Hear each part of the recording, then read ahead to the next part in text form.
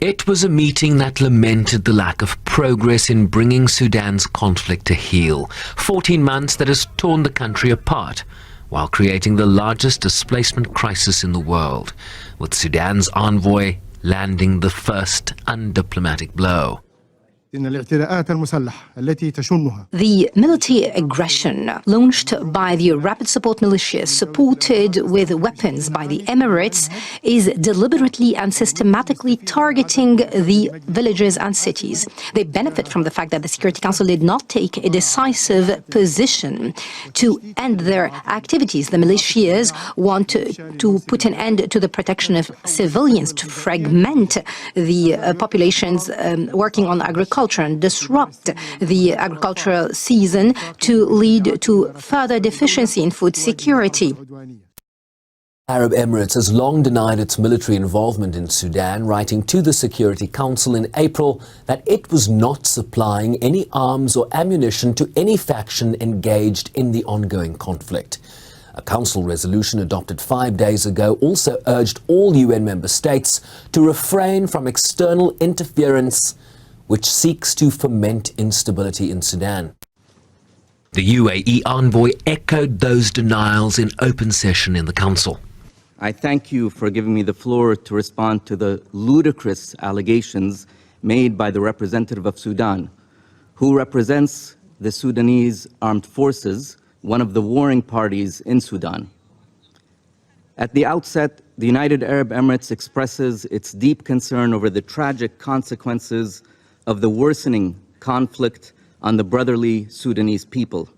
With millions of Sudanese people facing a looming famine, it is unconscionable that the Sudanese armed forces continue to obstruct and deny basic humanitarian assistance in violation of international humanitarian law. We call on both sides of the conflict to protect civilians and civilian infrastructure, to reach a ceasefire and move to a civilian transition. This response appeared to anger Sudan's envoy, who took to the floor again to claim Sudan's armed forces had discovered 6 UAE passports in the heart of the battlefield in Khartoum, accusing the UAE of sponsoring terrorism in his country, while urging the council to openly condemn the Gulf nation. The UAE is the accused, and the accused cannot be a partner in peace and cannot submit any kind of agreement or proposal to that. What he claims is what you and your council have.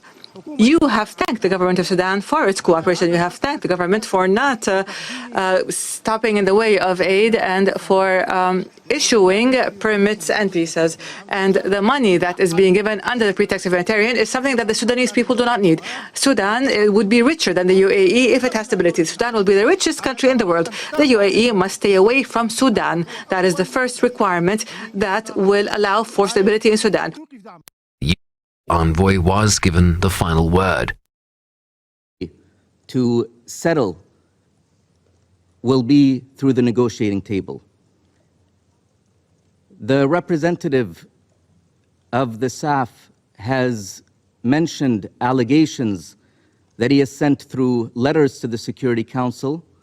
We have indeed responded to the allegations to the false allegations that the representative of the SAF has shared with the Council. We understand that there is a further letter coming to the Council, and we will respond to that letter once more. Also denied a Wall Street Journal report last August that it was covertly sending arms and ammunition to the RSF, hidden in aid shipments meant for Sudanese refugees. Shervin Bryce, SABC News, New York.